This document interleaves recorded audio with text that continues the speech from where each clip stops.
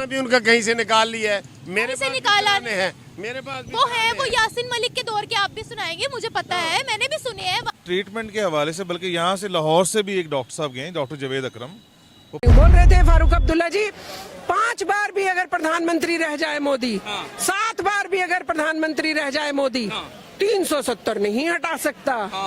अब 370 भी हटी, पूर्ण राज्य का दर्जा भी मिल गया है, और भारतीय कश्मीरी पूरे गर्व के साथ, पूरे सम्मान के साथ जो एक तिरंगा झंडा था लेकर चल सकते हैं। अवेलेबल है ये यूट्यूब। पाकिस्तान के डॉक्टर ने वहाँ इंडियन कश्मीर के को ट्रीटमेंट दिया, ये आप कह रहे हैं? यहाँ से मेडिसिन पहुंचाई थी LOC पर।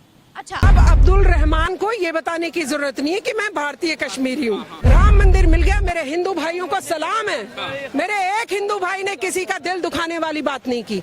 मेरे पाकिस्तान से बेहतर है। आप वहाँ गई हैं मुजफ्फराबाद में? मैं दो दफा ही कवरेज करने गई। ये जो आपको प्लाजे और बिल्डिंगें नजर आती है ना, लाहौर के डिफेंस में भी नहीं है। किसी हिंदू भाई ने किसी मुसलमान की घंटी बजा के ये नहीं कहा हमें देखो राम मंदिर मिल गया, उसे चिढ़ाने के लिए।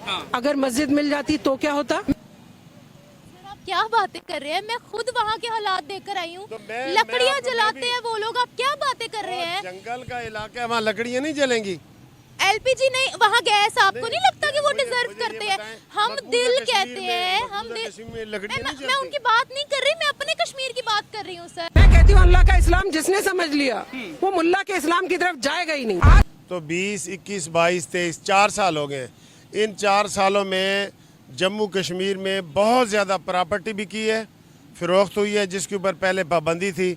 वहाँ पे अब वो कोशिश कर रहे हैं कि ये माइनॉरिटी में चले जाएं, जो मुस्लिम है ना वहाँ पे वो, क्योंकि इतने ज़्यादा वहाँ पे हिंदू ले रहे हैं, प्रॉपर्टियाँ ले रहे हैं। पहले इसी कानून के तहत पाबंदी थी मोदी जी से, बहुत बढ़िया भाई, क्योंकि कश्मीरी साथ है, वो कुछ जो 370 जब तक थी, उससे पहले वहाँ पे जिसकी मम्मी सबसे पहले वहाँ पे जो पत्थरबाजी थी वो बंद हुई मोदी जी के आने के बाद। इन्होंने कहा कि अमित शाह के बारे में जो भी कहा वो गलत था, क्योंकि अमित शाह ही वो थे जिन्होंने पत्थरबाजी वहाँ पे बंद करवाई। आप क्या बात है? हाँ, मैं आपकी बात समझ गई हूँ। 370 से पहले कश्मीरियों को कोई शनाख्त नहीं मिली थी। 370 के बाद उन्होंने प्रॉपर्ली इसको भारत का हिस्सा बनाया है, तो उस मुताबिक तो कोई भी जाके प्रॉपर्टी ले दे सकता है ना। आज में पहले से ये है कि भी मुसलमानों को ये क्या धोखा देते हैं? भारतीय जनता पार्टी है, आपको खा जाएगी, आपको नमाज नहीं पढ़ने देगी, आपको हिजाब नहीं लगाने देगी। क्या भारत में कहीं हिजाब बैन है? मुझे बताइए। अगर ये आपने को एक बात बताऊं, हाँ, वीडियो दिखाई, अगर वो इसको तस्लीम कर चुके हैं कि हम इस पर ठीक हैं according to the national song of India या under the national song of India, तो मेरे ख्याल में हम पहली अकॉर्डिंग टू जो हमारी एक हमदर्दी उनके लिए है, उसमें तो हम यही समझते हैं कि ये प्रेशर है पूरी तरह से। उनको कुछ ना कोई रास्ता उन्होंने ढूंढा है, अदरवाइज अगर ऐसा खुद किया गया है तो ये गलत है। मिलिटेंटों का इनकाउंटर रोज होता है, और आज अगर राहुल गांधी वहाँ पे लाल किले पे जाकर अगर तिरंगा फहराते हैं तो वो मोदी और अमित शाह की वजह से ही है। अच्छा, वो खुद अगर चूज करे तो वो गलत है, सिर्फ हम सही हैं। सारी उम्र लड़ते रहे हैं किसके लिए? इस्लामिक होने के लिए ना, मुसलमान है ना। आपको किसने कहा है कि अगर आप मुस्लिम हैं तो सिर्फ आप पाकिस्तान में ही आप रहेंगे? Shutter down. आर्टिकल 370 से रिलेटेड कल सुप्रीम कोर्ट का फैसला आया है, और सुप्रीम कोर्ट ने बोला है कि आर्टिकल 370 को हटाना बिल्कुल वैलिड था। प्राइम मिनिस्टर मोदी का डिसीजन बिल्कुल राइट था, ऐसा कहना है सुप्रीम कोर्ट का।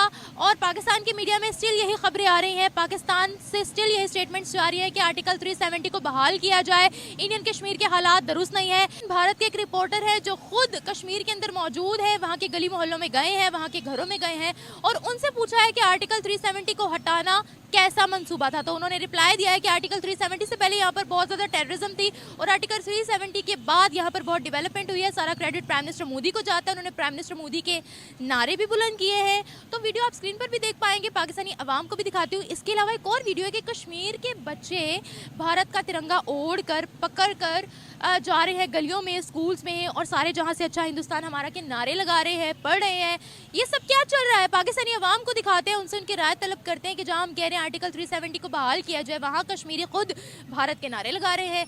मैं तो आपको भी मुबारकबाद दे रही हूँ और पूरे देशवासियों को भी शुभकामनाएं हैं मेरी, कि जिन चीजों पर हम डर डर के रहा करते थे, जो कश्मीर, मतलब मैं अगर सोचती हूँ कश्मीर जाने से भी डर लगता था कि अरे बाप रे, वहाँ तो है ना कब गोली लग जाएगी, कब खून खराबा हो जाएगा। 370 हटने के बाद से जिस तरह से आतंकवाद पर लगाम लगी, जिस तरह से वो जो पत्थरबाज थे, जो कॉलेज के स्टूडेंट हुआ करते थे, 60 साल की बूढ़ी अम्मा हुआ करती थी, छोटा बच्चा हुआ करता था, हमारे आर्मी वालों पर पत्थर मारा करते थे। अब भड़काता कौन था वो मुझे बताने की जरूरत नहीं है, उनको पालता पोसता कौन था मुझे ये बताने की जरूरत नहीं है।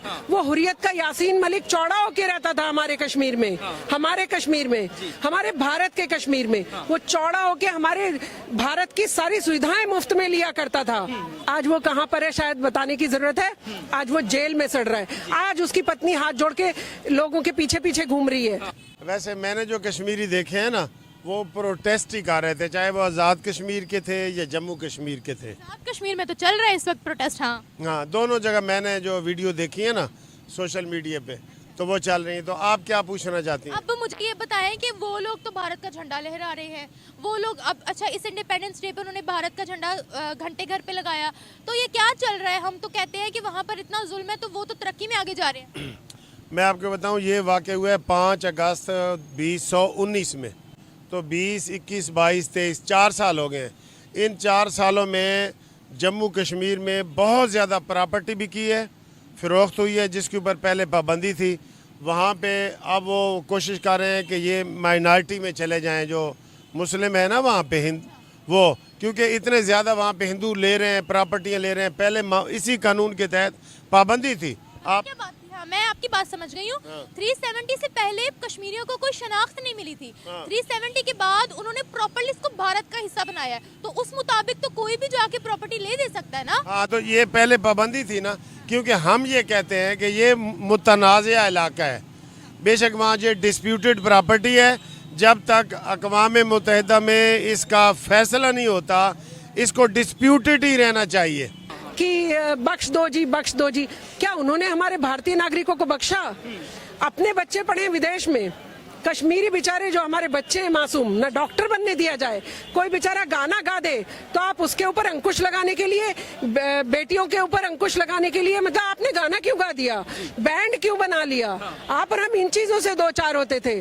आज मुझे शांति मिल रही है कि अब हमारे जम्मू कश्मीर के भाई, हमारे लद्दाख को भी जोड़िए साथ में, कि वो भी सब लोग देश की मुख्यधारा से जुड़ रहे हैं, और अब वो भी सीना चौड़ा करके बड़ा बड़ा भारतीय लिखने में डरेंगे नहीं।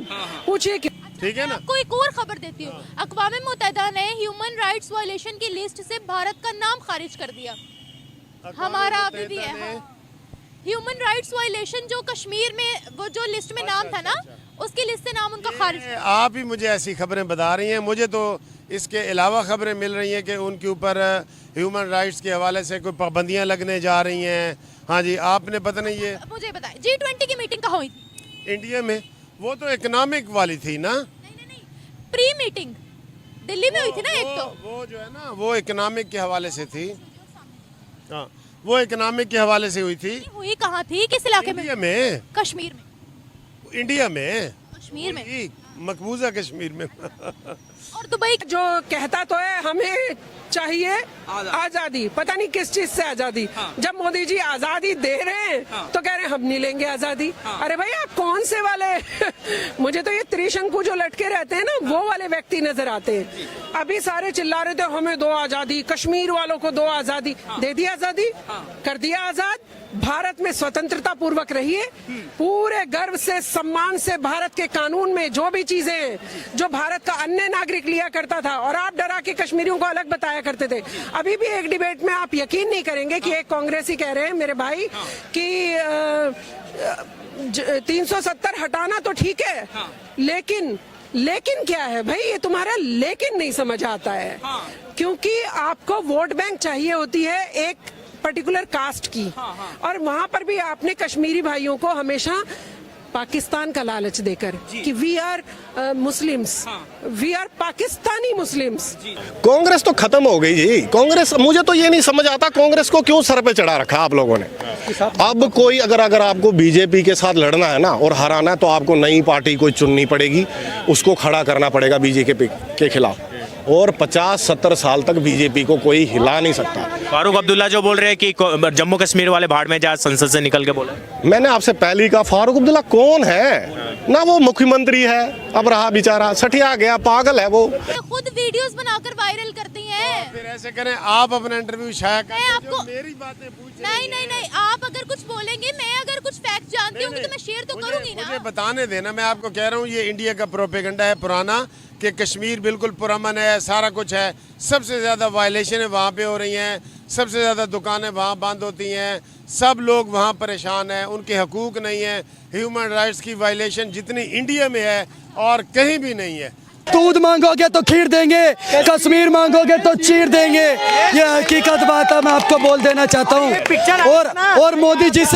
और मोदी जी से कहना चाहता हूँ, मोदी जी सेना को आदेश थमा दो, घाटी खैर नहीं होगी, और जहाँ तिरंगा नहीं मिलेगा उनकी खैर नहीं होगी।